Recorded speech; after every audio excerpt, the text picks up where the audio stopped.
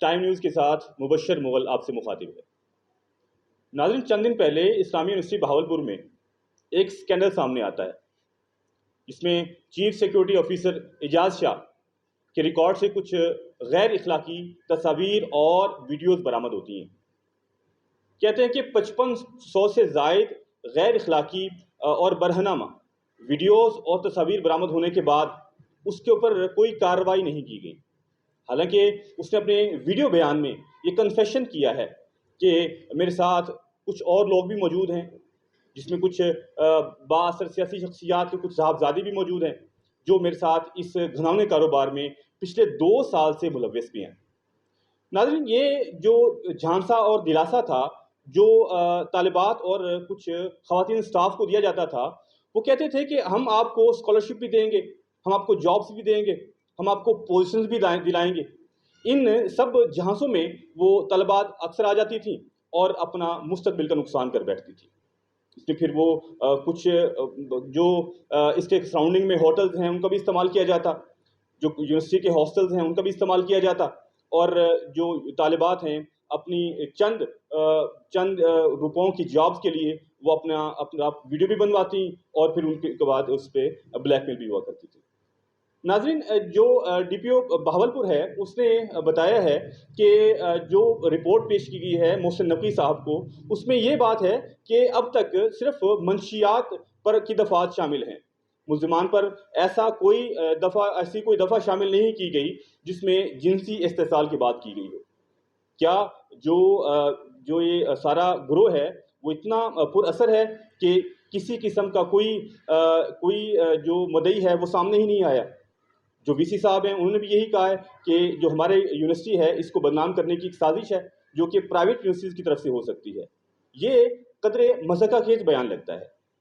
नाज़रीन, ये मसला सिर्फ यहाँ तक ही नहीं है, पाकिस्तान के बेशुमार तालीमी इदारों, इवन जो प्राइवेट स्कूल्स और कॉलेजेस हैं वहाँ भी इस किस्म का इस्तेसाल मौजूद है।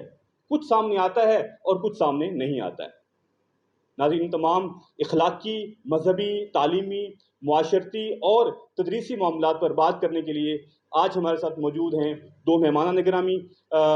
माहिर तालीम है जहांगीर वजीर साहब, और दूसरे हमारे पास मेहमान हैं असदुर रहमान साहब जो मुदर्रिस भी हैं और मास्टर ट्रेनर भी हैं। आइए उनसे बात भी करते हैं और उनसे कुछ उनके व्यूज़ लेते हैं। जान साहब, ये बताइएगा कि दुनिया में हादसा होते रहते हैं, हादसा होना एक मामूल की बात है, लेकिन पाकिस्तान में जब कोई हादसा या कोई वाक़या होता है उससे सबक नहीं लिया जाता। उसको हर दफ़ा हम डसे भी जाते हैं लेकिन हम फिर कोई सबक नहीं लेते। इसकी क्या वजह है? हम आदी हो गए इन सब चीज़ों के? जी मुझ साहब, बहुत शुक्रिया आपका कि आपने इजहार ख्याल का मौका दिया अपने प्रोग्राम में। तो सबसे पहले मैं अपनी बात का आगाज़ एक बड़े मशहूर शेर से करना चाहूँगा कि वक्त करता है परवरिश बरसों, हादसा एकदम नहीं होता। तो कोई भी हादसा जो रूनुमा होता है उसके पीछे बहुत सारे वाक़यात और बहुत सारे मुहर्रकात होते हैं जिसकी वजह से वो वाक़या रूनुमा होता है। वाक़या रूनुमा होने में वो एक दिन या एक लम्हा नहीं होता कि वो वाक़या जो है वो एक लम्हा पहले नहीं था और एक लम्हा बाद हो गया, ऐसे नहीं होता। तो ये एक सोची समझी साजिश के तहत हमारे जो है करप्शन, मुआशी करप्शन हो या समाजी करप्शन हो या इखलाकी करप्शन हो, तो हमारे मुआशरे को तबाह किया गया है। यहाँ पर हादसा तो रूनुमा होते हैं लेकिन उसके बाद उनका तदारुक नहीं किया जाता। एक नए हादसा जो है उसका इंतज़ार किया जाता है। हादसे की बजाय भी बल्कि साने हाथ हमारी कौम के अंदर होते हैं लेकिन उसका कोई तदारुक नहीं किया जाता। मैं आपको एक एग्जांपल देना चाहूँगा कि जर्मनी के अंदर एक बार ऐसा हुआ कि वहाँ फैक्ट्री में कुछ मुलाजिम काम कर रहे थे। तो वहाँ पर एक मशीन थी जो कार्ड कटर होता है, वहाँ पर उसकी एक बेस थी और ऊपर जो था उसका कटर था। तो वहाँ पर एक मजदूर ने अपना हाथ रखा और वो फर्स्ट टाइम यानी मशीन जो है वो चल गई। यानी ऐसा पहले कभी नहीं हुआ था तारीख में कि वो ऑटोमेटिक जो है वो मशीन चल जाए, उसको चलाना पड़ता था, फिर वो कटर उसके ऊपर आता था और वो चलती थी। लेकिन वहाँ पर एक बार ऐसे हो गया कि वो मजदूर का हाथ वहाँ बेस के ऊपर पड़ा हुआ है और वो मशीन चल गई और उसका हाथ कट गया है। देखने को तो ये एक हादसा था, अगर ये पाकिस्तान में हुआ आता तो ये अल्लाह की करनी कह के या एक हादसा कह के इसको इग्नोर कर दिया जाता। लेकिन जर्मन कौम, मैं एक एग्जांपल देना चाह रहा हूँ कि जर्मन कौम और हमारी कौम में क्या फ़र्क है। कि जर्मन कौम ने उसकी एक तहकीक की और उन्होंने जब देखा तो उस कटर के पीछे एक कैपेसिटर लगा हुआ था। वो कैपेसिटर जो था वो लगातार चार्ज हो रहा था और 10-15 साल के बाद उसके अंदर इतनी ताकत आ गई कि वो एक बार जो है ना वो उस मशीन को, उस कटर को चला सकता था। तो उसको डिस्चार्ज करने का सिस्टम कोई नहीं था। तो उन्होंने फिर क्या किया कि उस कटर के का जो कैपेसिटर था उसको डिस्चार्ज करने का निज़ाम बनाया और आइंदा ऐसे हादसा से उन्होंने बचने की कोशिश की है। लेकिन पाकिस्तान में भी मुख्तलिफ हादसा होते रहते हैं, उसको सिर्फ एक हादसा समझ के एक नए हादसे का फिर इंतज़ार किया जाता है। तो ये बहुत सारे मसाइल हमारे अंदर मौजूद हैं। तो यहाँ पर सबसे ज़्यादा यही है कि हादसे से तो हमारे हुक्मरानों को फ़ायदा होता है। यहाँ पर कोई सैलाब आ जाता है तो वो हुक्मरानों के लिए तो चांदी हो जाती है। यहाँ पर कोई जलजला आ जाए तो हुक्मरानों के लिए चांदी है। यहाँ पर ज़्यादा बारिशें हो जाएं, खुश्कसाली हो जाए तो इमदाद के नाम पर उनको तो चीज़ें मिलती रहती हैं, लेकिन जिसके साथ हादसा होता है उसका तदारक नहीं हो पाता। जी असद साहब, आपकी तरफ मैं बढ़ता हूँ। ये बताइएगा कि सर इस्लाम में एक मुकम्मल दीन है हमारे पास, और इसमें मखलूक तालीम की कुछ गुंजाइश है या नहीं है? अगर गुंजाइश है तो कितनी गुंजाइश है? क्योंकि एक तबका ऐसा भी है जो ये कह रहा है कि ये सब मामला जो हैं, ये खराबियाँ जो हैं, जो पहले भी हमने देखी हैं, ये मखलूक तालीम की वजह से हैं। क्या कहेंगे सर इस बारे में? बिस्मिल्लाहिर्रहमानिर्रहीम। सबसे पहले तो मैं आपका शुक्रिया अदा करता हूँ कि आपने यहाँ गुफ्तगू के लिए मुझे मौका अता फरमाया। दूसरी बात यह है कि मखलूत तालीम का निज़ाम जो है, को एजुकेशन सिस्टम, इसमें देखें, मैं इसमें थोड़ा सा पीछे जाने की कोशिश करूँगा कि अल्लाह तबारक व तआला के जो फ़रामीन हमें जो गाइड करते हैं, कुरान पाक की जो तालीम है, तालीमात हैं, वो क्या है। पर्दे का एक मुकम्मल निज़ाम जो है अल्लाह तबारक व तआला ने हमें दे दिया है पहले से ही। सूरह अहज़ाब पारा नंबर 22 और आया नंबर 33 और 59, इसकी अगर तफसीर पढ़ी जाए तो हमें इसकी बहुत ज़बरदस्त मालूमात जो है वो हासिल होती हैं पर्दे के हवाले से। जब हम, अच्छा, एक चीज़ मैंने हमेशा से अपनी ज़िंदगी में देखी है, जैसे ही जब हमने शरीयत को क्रॉस करने की कोशिश की है तो हमें बहुत सारी मुश्किलात का सामना करना पड़ा और हमें नुकसान उठाना पड़ा। और आजकल जो दुनियादारी के हालात चल रहे हैं, या को एजुकेशन सिस्टम में जो हम आए रोज़ नित नए वाक़यात और सानहात हम देखने को हमें मिलते हैं, तो इससे भी यही नतीजा निकलता है कि हमें जो इस्लामी तालीमात हैं वो हमें उनका पता ही नहीं है। अल्लाह तबारक व तआला ने कुरान पाक के अंदर पारा नंबर 22 सूरह अहज़ाब की आयत नंबर 33 के अंदर इरशाद फरमाया, वक़रना फ़ी बुयूतिकुन्ना वला तबरजना तबरुजल जाहिलियतिल ऊला। मफ़हूम इसका मैं अर्ज़ करूँ कि अल्लाह ने फरमाया कि औरतें जो हैं वो अपने घरों में ठहरी रहें और ज़माने जाहिलियत वाली औरतों की तरह अपनी नमूदो नमाइश करके बाज़ारों में ना फिरें। अच्छा, इसमें मसला ये होता है कि जब कोई मज़हबी आदमी या मज़हबी तबके से कोई ताल्लुक़ रखने वाला आदमी को एजुकेशन सिस्टम के हवाले से जब बात करता है तो साफ ज़ाहिर है उसमें पर्दे की बात की जाती है। तो इसको ये समझ लिया जाता है कि अल्लाह ना करे ये कोई ऐसी बात कर दी है जिससे तालीम निस्वां में कोई हरा जाएगा, जबकि ऐसा नहीं है।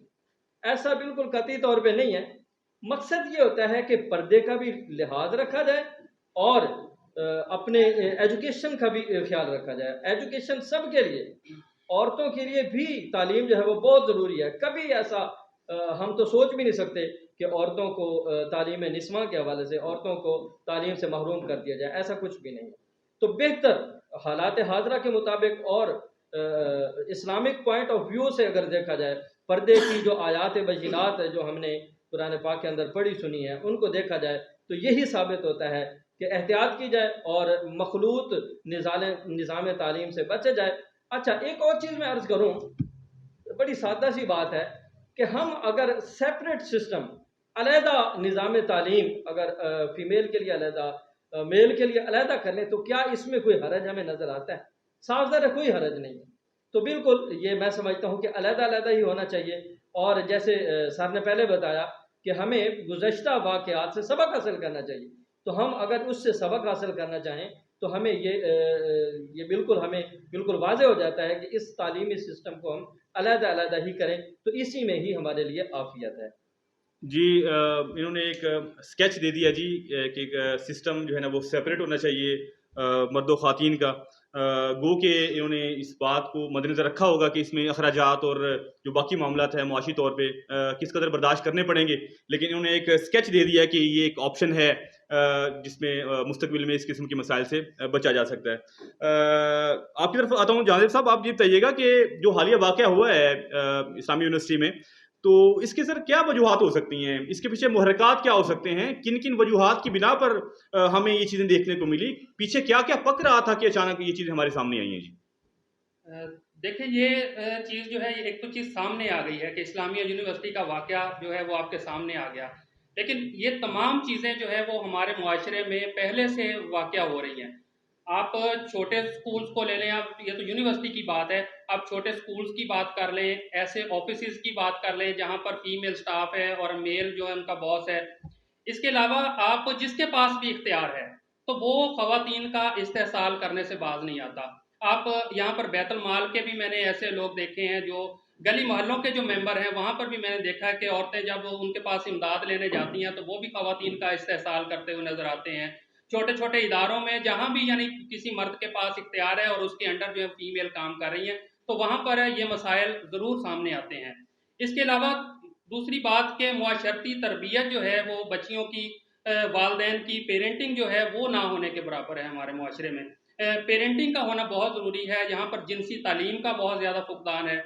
यानी वो बहुत ज़्यादा शर्म महसूस की जाती है इस हवाले से, बच्चों को जब बात की जाती है जिनसी तालीम के हवाले से, तो पता नहीं किस-किस किस्म के अलकाबात से नवाज़ा जाता है। पेरेंट्स को भी अगर वो कोशिश करते हैं या असातिज़ा अगर कोशिश करते हैं, तो जिनसी तालीम की अचद ज़रूरत है इस हवाले से। तो यही मेन वजह नज़र आती है कि बच्चों को इस हवाले से, बच्चियों को इस हवाले से गाइड नहीं किया जाता। दूसरी जो अहम वजह समझ में आती है वो ये है कि तबक़ाती तक़सीम है, कि यहाँ पर यूनिवर्सिटीज़ में जब बच्चे अचानक जाते हैं, तो वहाँ पर तबक़ाती तक़सीम की वजह से वो अपने ताल्लुकात जो है वो हायर अथॉरिटीज़ के साथ, हायर स्टेटस के लोगों के साथ करने की कोशिश करते हैं। तो वहाँ पर मसाइल होते हैं, तो वहाँ पर उनको सुहाने ख्वाब भी दिखाए जाते हैं, रुपए पैसे का लालच भी दिया जाता है, और क्योंकि कच्चे ज़हन होते हैं, तो वो मेरा ख़्याल है कि यूनिवर्सिटी जो है वो सबसे ज़्यादा सॉफ्ट कॉर्नर नज़र आती है वहाँ पर। वहाँ पर जो मनशियात बेचने वाले हैं, उनका भी कारोबार चमकता है, और जितने भी इस हवाले से इखलाकी गिरावट का शिकार लोग हैं, और फिर इसके अलावा मुख्तलिफ़ किस्म के नारे भी लगते रहे हैं, हुकूमती सरपरस्ती में लगते रहे हैं कि मेरा जिस्म मेरी मर्ज़ी। तो इस किस्म के जो बयानात हैं, इस किस्म के जो स्लोगन्स हैं, वो भी हमारे मुआशरे की गिरावट में इज़ाफ़ा करते हैं। इसके अलावा अगर हम बात करें, तो मेन इसकी जो रीज़न हमने इग्नोर कर दी थी, वो ये थी कि मामला शुरू कहाँ से हुआ। मामला शुरू होता है जी, वहाँ पर खुफिया कैमरे लगे हुए हैं यूनिवर्सिटी के अंदर। वहाँ से जो बच्चे-बच्चियाँ हैं वो उनका इख्तिलात होता है आपस में, तो उसकी एक वीडियो बनती है, वो चीफ़ सिक्योरिटी ऑफ़िसर के पास जाती है। तो चीफ़ सिक्योरिटी ऑफ़िसर उस वीडियो की बुनियाद पर जो है वो बच्चियों को ब्लैकमेल करता है, और आगे जहाँ भी उसने पहुँचाना है या जिनको भी उसने उनकी सहूलतकारी देनी है वो देता हुआ नज़र आता है। तो यहाँ पर हमें उसका स्टार्टिंग पॉइंट देखना पड़ेगा कि स्टार्टिंग पॉइंट हमें ये देखना है कि मीठा-मीठा हक और कड़वा-कड़वा थू ऐसे नहीं होना चाहिए, कि आप अपनी मर्ज़ी से वही काम अगर कर रहे हैं, तो वो जायज़ हो गया, और अगर आपको कोई ज़बरदस्ती उस पे राग़िब कर रहा है या आपको ब्लैकमेल कर रहा है, तो वो गलत हो गया। हमें अपनी अदाओं पे खुद ही गौर करना होगा, अपनी मुआशरती तरबियत करना होगी। माँओं का किरदार इस हवाले से बड़ा अहम है। नेपोलियन बोनापार्ट ने यही कहा था कि आप मुझे अच्छी माएँ दे दें, मैं आपको अच्छी कौम दे देता हूँ। तो बच्चियाँ ख़ास तौर पर जो है, क्योंकि मुआशरे में इतना उनका एक्सपोज़र नहीं होता, तो वो माँ के साथ ही ज़्यादा अटैच होती हैं। तो माँ को इस हवाले से किरदार अदा करना चाहिए कि जहाँ पर भी जो बच्चियों को इस हवाले से कहीं ब्लैकमेलिंग का, इस्तेहसाल का सामना है, तो वो कम से कम अपनी माँ के साथ वो चीज़ें शेयर कर सकें। तो तभी जाके ये मसाइल जो हैं वो हल हो सकते हैं। तो यही मुआशरती मसाइल हैं, मुआशरती जो इख़्लाक़ियात है। इसके अलावा मार नहीं प्यार का जो कॉन्सेप्ट हमने दे दिया है। हम तहज़ीब तो यूरोप वाली चाहते हैं, और नताइज हम उससे इस्लाम वाले चाह रहे होते हैं कि हम फ़ॉलो तो यूरोप वालों को करें और नताइज उसके। लेकिन हमने ये भी देखा है कि जहाँ मार नहीं प्यार का कॉन्सेप्ट है, मैं ये नहीं कहता कि आप बहुत ज़्यादा तशद्दुद करें, लेकिन बच्चों को एक डर, खौफ़, एक जो मुआशरती रुकावट है वो कायम होनी चाहिए बच्चों और वालिदैन के दरमियान, ताकि वो उनको नसीहत कर सकें। हमारे बचपन में होता था कि हमारे मोहल्ले के बुज़ुर्ग जो थे वो हमें नसीहत करते हुए नज़र आते थे। हमारे वालिदैन को हमारी शिकायत होती थी, हमें उन बुज़ुर्गों का भी डर होता था। लेकिन आजकल जो पेरेंट्स हैं, वो अगर मोहल्ले के बुज़ुर्ग हैं या कोई भी है, वो मार नहीं प्यार के कॉन्सेप्ट की वजह से वो इस चीज़ को बर्दाश्त ही नहीं करते हुए नज़र आते। तो ये ज़्यादा इख़्लाक़ी गिरावट की वजह है, जिसकी वजह से इस किस्म के मसाइल पैदा होते हैं। जी, बड़ी मुफ़स्सल इन्होंने वजूहात बताई हैं जो हमने माज़ी में देखी भी हैं, और अगर हमने इन चीज़ों का ख़्याल ना किया, अखलाकी पस्ती का हमने ख़्याल ना रखा, हम मज़हब से ज़्यादा दूर होते चले गए, तो इससे कुछ बाइदज़ इम्कान नहीं है कि खुदा न खास्ता कुछ बड़े मसाइल भी हमें देखने को मिले। मैं बढ़ता हूँ अपने असद रहमान साहब की तरफ से। सर, ये बताइएगा कि असरी और दीनी तालीम को हम किस तरीके से कंबाइन नहीं कर सकते हैं, हम इनको साथ साथ लेके चलें?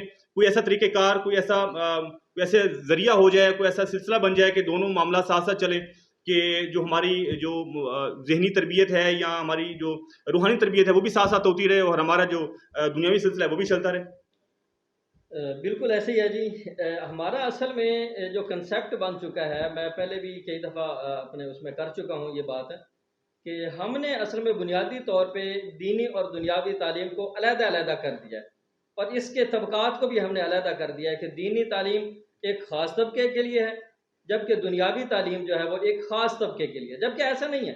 हम अगर अपने ख़ानकाही निज़ाम को देखें, हम अगर अपने पिछले अदवार के उलमा को देखें, सूफिया को देखें, तो उनमें ये चीज़ नहीं हुआ करती थी। उनके पास दीनी तालीम भी हुआ करती थी और दुनियावी तालीम भी हुआ करती थी। तो मैं इसकी तरफ आपकी तवज्जो बिल्कुल दिलाना चाहूँगा, और आपने बड़ा ज़बरदस्त सवाल किया है कि दोनों तालीम, अच्छा दोनों ही ज़रूरी हैं, कोई इससे इनकार नहीं कर सकता। एक शख्स के पास दीनी तालीम है, दुनियावी नहीं है, तो वो भी नहीं चल सकता।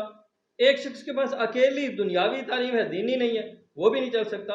तो दोनों का हासिल करना, दोनों की अहमियत को समझना और दोनों की वैल्यू को समझना, ये इंतहाई ज़रूरी है।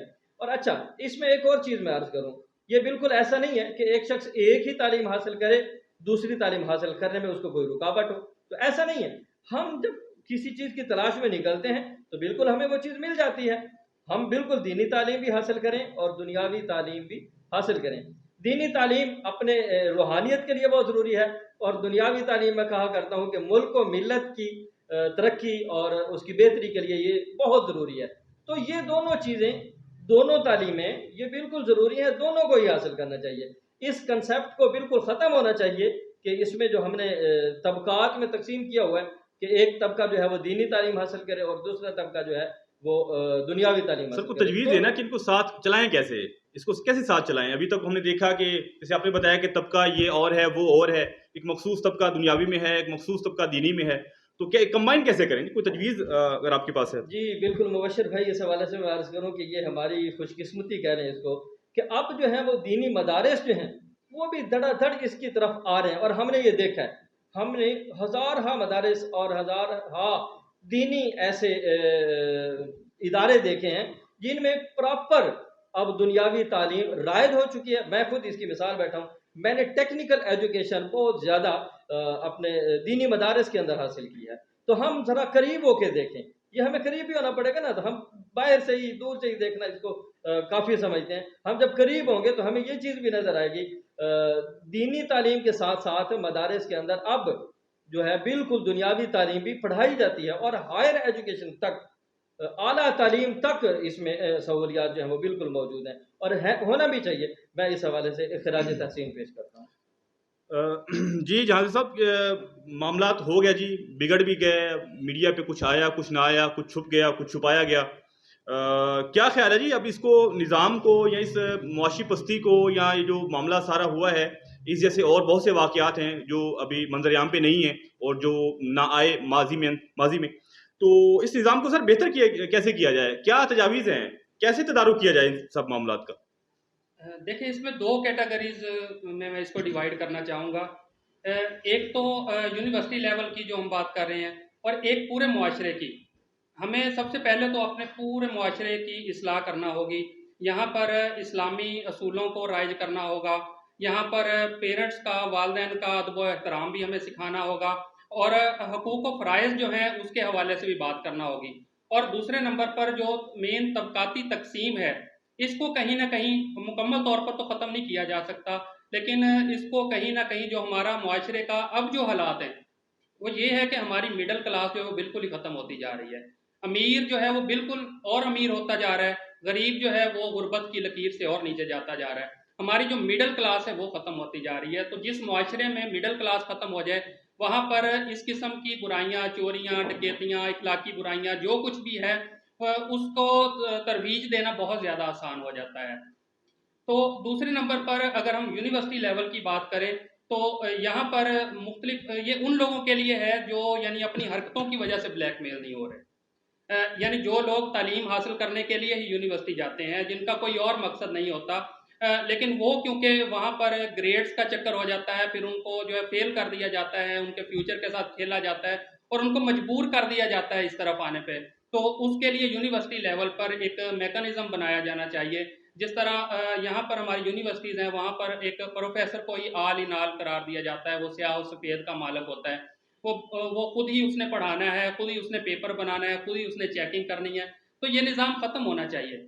जैसे हमारे मुख्तलिफ स्कूल्स के अंदर है, सेकेंडरी लेवल पर है, उसके अलावा हायर सेकेंडरी लेवल पर है, एक बोर्ड कायम कर दिया जाता है, जिसकी वजह से टीचर एक तो बहुत ज़्यादा अपनी स्ट्रगल करता है कि बच्चों ने बोर्ड का एग्ज़ाम देना है, तो वो मुकम्मल सिलेबस जो है उसको कवर करवाने की कोशिश करता है, और रिजल्ट के हवाले से उनकी पूछ-गछ होती है। तो यही चीज़ अगर यूनिवर्सिटी लेवल पे भी की जाए कि यूनिवर्सिटी का जो एग्ज़ाम बोर्ड है वो यूनिवर्सिटी से सेपरेट एक कायम कर दिया जाए, उसका यूनिवर्सिटी के साथ ताल्लुक ही कोई ना हो। तो वहाँ पर फिर ये होगा कि प्रोफेसर्स की एक अपनी ज़िम्मेदारियाँ भी होंगी, सिलेबस भी कवर होगा और वो मुकम्मल प्रैक्टिकली भी चीज़ों, क्योंकि हमारी देखा है कि हमारे बच्चे डिग्रियाँ तो लेके फिर रहे हैं, लेकिन उनके पास स्किल्स कोई नहीं होती। हालाँकि वो सिलेबस इस किस्म का डिज़ाइन होता है कि उसमें स्किल्स को भी प्रैक्टिकल के अंदर सिखाया जाता है, लेकिन उस चीज़ पे तवज्जो नहीं दी जाती। सिर्फ नंबरों का चक्कर चलाकर जो है वो बच्चों को डिग्रियाँ थमा दी जाती हैं, और कल जब वो मार्केट में आते हैं तो वो फिर ना उनको जॉब्स मिलती हैं, वो फिर जो है ना वो बुराई की तरफ चलना शुरू कर देते हैं। तो एक तो ये है कि वो एक मुकम्मल यूनिवर्सिटी बोर्ड एग्ज़ाम के हवाले से तश्कील दिया जाए, ताकि बच्चों का ये जो इस्तेहसाल है वो ख़त्म हो। दूसरे नंबर पर जो एज डिफरेंस है वो मुझे बहुत ज़्यादा नज़र आ रहा है कि एज डिफरेंस बहुत कम है बच्चों और जो प्रोफेसर हज़रात हैं, और जो बच्चियाँ वहाँ पर पढ़ने आ रही हैं, क्योंकि एक यंग बंदा जो है वो अपनी तालीम मुकम्मल करता है, यूनिवर्सिटी में वो आ जाता है, तो उसके लिए ज़रूरी है कि उनको पहले मुख्तलिफ मेल कॉलेजेस में भेजा जाए, वहाँ पर उनकी एक ट्रेनिंग हो, उनका मैच्योरिटी लेवल बेहतर हो, तब जाके उनको यूनिवर्सिटी में भेजा जाए, ताकि इस किस्म के एक जो अहम चीज़ है वो हमें देखनी होगी कि हमें चीज़ों की एक्सेप्टेंस करनी होगी कि एक इदारे में वाक़यात हो जाते हैं, हादसात हो जाते हैं, जुर्म जो है वो मुआशरे में किसी भी मुआशरे में मुमकिन है। जज़ा और सज़ा का तसव्वुर जो है वो रियासत मदीना में भी मौजूद था। जज़ा और सज़ा का तसव्वुर इसीलिए मौजूद था ताकि जुर्म हो और उसकी सज़ा दी जाए। हमारे यहाँ पर एक और चीज़ होती है कि अगर किसी इदारे में कोई मसला बन गया तो वो इदारा बदनाम है। हुकूमत ने किसी की करप्शन पकड़ ली है, अपने ही किसी वज़ीर की, तो वो हुकूमत बदनाम हो जाती है। तो ये प्रैक्टिसेस जो है वो ख़त्म होनी चाहिए। हमें जो है वो चीज़ों को एक्सेप्ट करना चाहिए, जिसकी यानी ज़िम्मेदारी हो, अगर वो उस जुर्म के खिलाफ एक्शन ले जाता है तो हमें उन लोगों को एप्रिशिएट करना चाहिए। यहीं पर अब यूनिवर्सिटी के वाक़या में आप देख लें कि जैसे ये वाक़या हुआ है तो तमाम लोगों ने तमाम मीडिया पर वीसी को जो है वो क्रिटिसाइज़ करना शुरू कर दिया है। हालाँकि उसके पास हमें मुतालबा करना चाहिए था कि वो उसकी शफ़ाफ़ इंक्वायरी करवाए और लोगों को सज़ा दे। लेकिन जब वीसी के ऊपर प्रेशर आया तो उसने वो उस चीज़ से डिनाई करना शुरू कर दिया, कि ये इस किस्म का वाक़या हुआ ही नहीं है, और वो रिलक्टेंट हो गया इस हवाले से कि वो इनके खिलाफ एक्शन ले।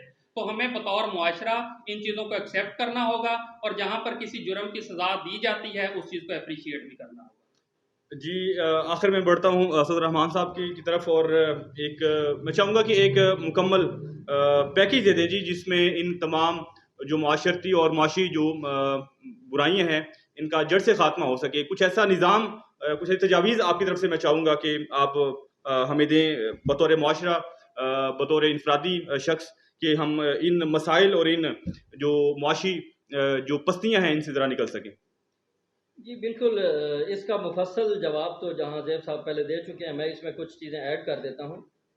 सबसे पहले तो ये है कि हमें रियासती तौर पे, मुल्की लेवल पे, गवर्नमेंट लेवल पे बदकिस्मती के साथ हमें कभी भी ना तो क़ौमियत सिखाई जाती है कि बतौर एक कौम हमने कैसे जीना है, ना ही हमें बतौर इंसान कुछ सिखाया जाता है कि बतौर इंसान हमारी क्या ज़िम्मेदारियाँ हैं और हमें कैसे ज़िंदगी गुजारनी है।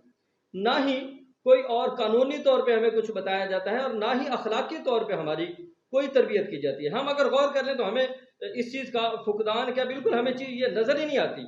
हमारी कौन तरबियत करता है सिवाय इसके कि हमारे जो इदारे स्कूल्स कॉलेज हैं या हमारे वालिदैन हैं, वो किसी हद तक वो हमारी तरबियत जो है वो करते हैं। तो मैं ये समझता हूँ कि गवर्नमेंट लेवल पे जो साफ ज़ाहिर है जो रियासत का सरबराह होता है वो यूँ समझ लें कि वो पब्लिक का एक किस्म का बाप होता है, बाप की हैसियत होती है उसकी।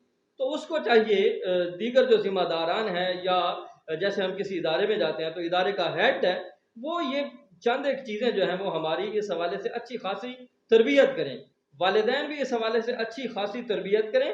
और दूसरी चीज़ मैं इसमें ये शामिल करूँगा कि वालिदैन जो है वो अपने औलाद का उसके ऊपर नज़र रखें, औलाद के ऊपर। उनका उठना बैठना इस हवाले से उनको वक्तन-फ़वक्तन गाइड करना, उनको समझाना, कहीं से उनको देख रहे हैं, गलत देख रहे हैं तो उनको समझाएँ। हमारे यहाँ ये एक कांसेप्ट वालिदैन के अंदर ये अक्सर पाया जाता है और ये यूँ समझ लें कि आदत कह लें, मैं अगर इसको आदत कहूँ, कि हमारे यहाँ वालिदैन जो है वो अपनी औलाद को बिल्कुल ही मासूम और गुनाहों से पाक समझते हैं। यही वजह है हमारी नाकामी की। हम बच्चे को बिल्कुल भोला-भाला और मासूम समझ रहे होते हैं, जबकि वो कहीं और उसकी जनाब वो हरकत और सकनात जो हैं वो ठीक नहीं होती या उसकी सोहबत जो है वो गड़बड़ हो चुकी होती है।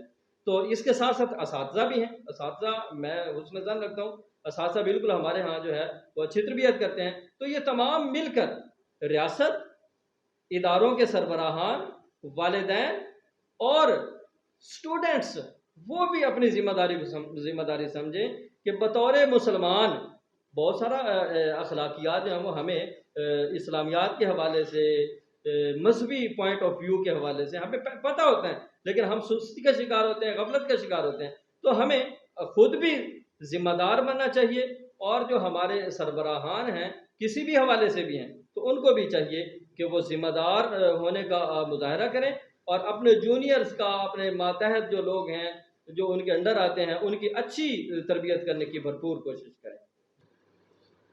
जी नाज़रीन, एक मुफस्सल गुफ्तगू हम लोगों ने सुनी। इस पे एक मुआशरे को बेहतर करने के लिए हमने इस्लामिक पॉइंट ऑफ व्यू भी लिया और एक माहिर तालीम जांजिब साहब ने एक बड़ी लंबी और खूबसूरत गुफ्तगू की जिसमें उन्होंने बताया कि हम इन मसाइल से किस तरह बच सकते हैं।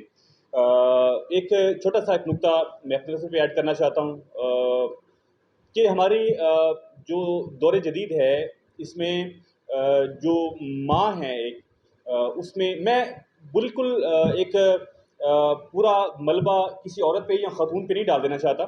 मैं अगर बेहतरी की बात करूँ और एक मेरा मेरा मेरा अपना नुक्ता है, मेरी अपनी राय है, इस पे आप इख्तिलाफ़ कर सकते हैं कि एक माँ जो है वो वैसी माँ डेवलप नहीं हो रही एक इखलाकी लिहाज से या रूहानी लिहाज से भी। तो हमें पहले माँ को एक दर्जा देना पड़ेगा, फिर माँ की जो औलाद आगे आएगी वो हमारे लिए एक बेहतर औलाद होगी, जो आज कल की जो तरबियत है उसकी निस्बत। उसमें जो हम कर सकते हैं वो ये है कि हम जब बच्चियों की हम शादियाँ करते हैं तो उसमें इससे शादियों से पहले कोई 3 माह का, कोई 6 माह का, कोई साल का कोई एक ऐसा कोर्स होना चाहिए, कोई ऐसा एक इदारा होना चाहिए जो गवर्नमेंट की सरबराही में चले और जो पूरे निज़ाम को देखे और शादी और उसके बाद के जो मामलात हैं उसको आसान तरीके से समझाए और बताए और बच्चों को प्रैक्टिकली चीज़ें करके बताए कि अगर ये मामला हो तो इसको यूँ करके टैकल करना है, अगर ये मामला हो जाए तो इसको ऐसे करके आपने संभालना है।